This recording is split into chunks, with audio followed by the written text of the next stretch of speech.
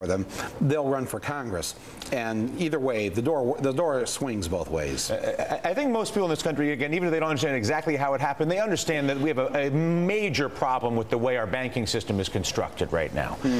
And you, in my opinion, are the best filmmaker in this country at connecting sort of systemic flaws, broken systems, outdated systems, bad decision making with real life consequence in our society and around the world. And I'm curious what struck you as the most resonant impact as you went around doing this documentary on average people in this country, young and old, whatever it may have been, because of this particular broken system. What I noticed different this time with this film than probably any other film I've done in the last 20 years is that before, when you would go to cover people who were hurting, these are people who have been poor for a long time or who have known poverty or low income levels. Maybe they had a job but never made much money. This time, I was talking to people from the middle class and the upper middle class who worked their whole lives believing in the system, believing in the promise that if they worked hard and the company prospered, they would prosper. And, you know, it's one thing if you've always been poor, you know, you've never really lived. Sure. So, I mean, you wish you lived better. But if you've already lived better, and then the thing that you love, the system that you were so loyal to, snatches it away from you like that and makes you poor, the level of anger that is boiling out there just beneath the surface, I'm telling you, get out of the bubble here of New York or Los Angeles and come out there across the country. I've seen it, and you've seen it spill over a little bit with, you know, the town hall stuff and the teabaggers and all that.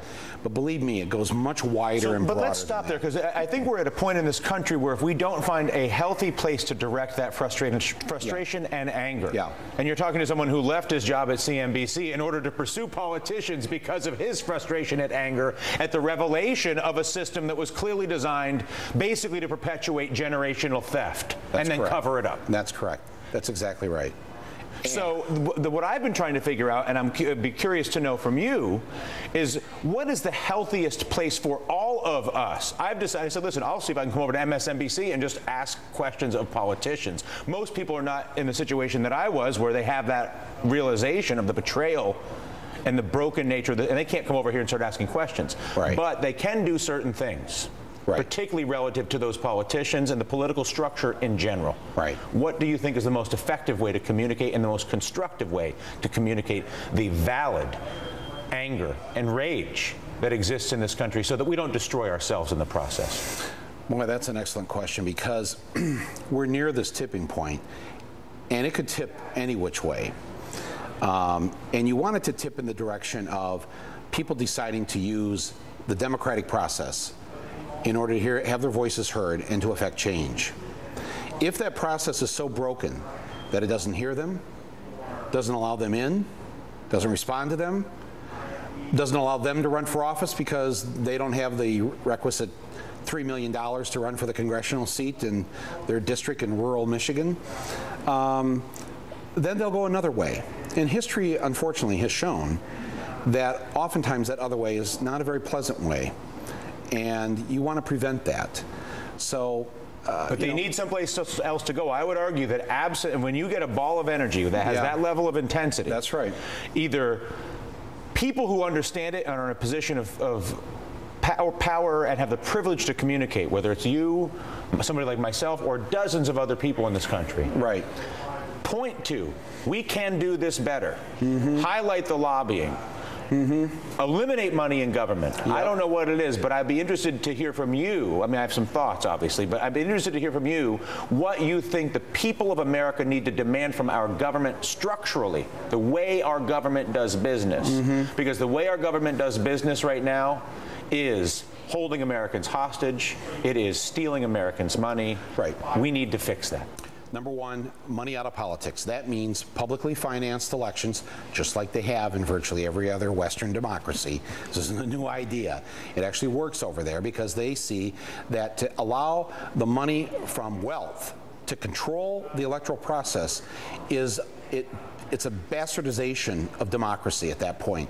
It no longer is really there for the people. It's there for the very small percentage who have a vested interest in maintaining the status quo.